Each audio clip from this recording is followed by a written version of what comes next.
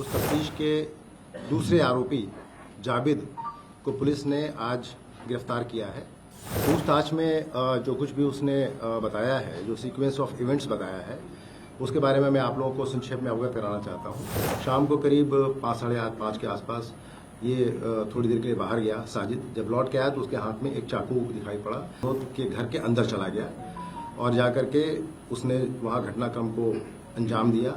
जिस दोहरे हत्याकांड की तफ्तीश पुलिस कर रही थी, उस तफ्तीश के दूसरे आरोपी जाबिद को पुलिस ने आज गिरफ्तार किया है और गिरफ्तार करने के बाद उसे पूछताछ की गई है। पूछताछ में जो कुछ भी उसने बताया है, जो सीक्वेंस ऑफ इवेंट्स बताया है, उसके बारे में मैं आप लोगों को संक्षेप में अवगत कराना चाहता हूं। तो उसका ये कहना है कि दोनों भाई एक बार्बर शॉप पे वहीं काम करते थे जो पीड़ित परिवार के घर के बिल्कुल सामने है। वहाँ करीब 4-5 सालों से काम करते थे और जो भाई था उसका साजिद, उसका पीड़ित परिवार से वाकिफियत भी थी, उसके यहाँ उनका आना जाना भी था। घटना के दिन की बात उसने बताई है कि वो लोग जैसे रूटीन में हर दिन वो 8-8:30 के आसपास अपने गांव से चल करके मोटरसाइकिल से आते थे। वो दोनों आए और उस दिन उनका भाई थोड़ा गुमसुम भी था। साजिद की बात कह रहा हूँ। जावेद ने अपना काम नॉर्मल तरीके से शुरू किया। उसने कई लोगों की शेविंग भी की, बाल भी काटे। 10-10:30 के आसपास जो साजिद था उसने कहा कि उसे कुछ दिक्कत आ रही है। वो किसी डॉक्टर के यहाँ जाने की बात करके गया और करीब 1-1:30 के आसपास वापस आया।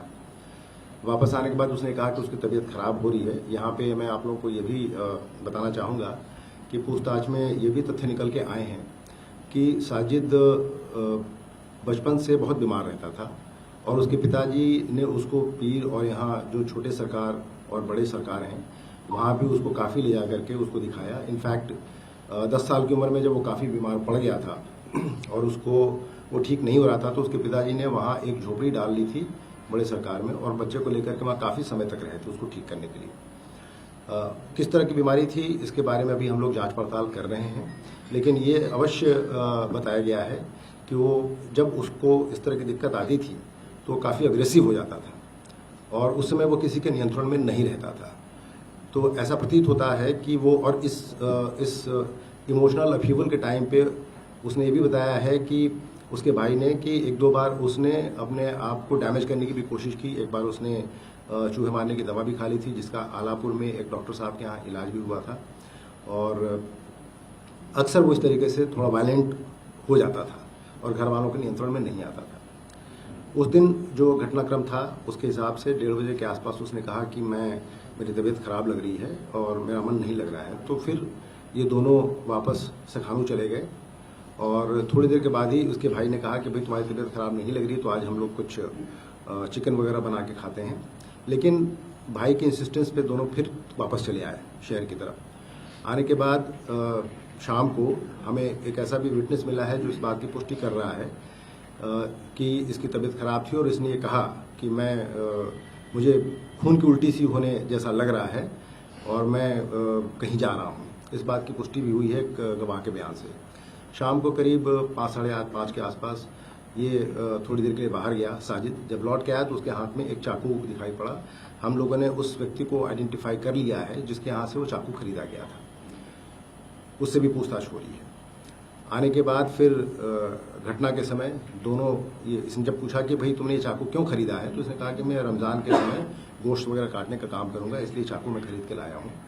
उसके बाद दोनों इसने बताया कि मुझे किसी काम से पीड़ित विनोद के यहाँ जाना है, विनोद के घर के जाने के लिए। जब ये दोनों बाहर निकले तो विनोद के घर के अंदर चला गया और जाकर के उसने वहाँ घटनाक्रम को अंजाम दिया। जब इसने देखा कि वो नीचे से ही देखा कि वो खून से सने कपड़ों में वहाँ छत पे दिखाई पड़ा तो ये घबरा गया।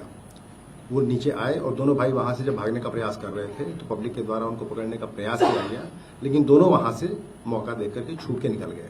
उसके आगे का घटनाक्रम मैं पहले भी आपको बता चुका हूँ। जावेद तो भाग ही गया था, साजिद भी भाग गया था। फिर थोड़ी देर के बाद पुलिस को जब सूचना मिली कि ब्लड स्टेन्ड कपड़ों में एक व्यक्ति शेखुपुर के जंगलों के आसपास दिखाई पड़ा है तो पुलिस ने वहाँ घेराबंदी की और घेराबंदी में जब वो अपराधी ने भागने का प्रयास किया पुलिस पार्टी पर फायर किया, जिसमें हमारे पुलिसकर्मी भी घायल हुए।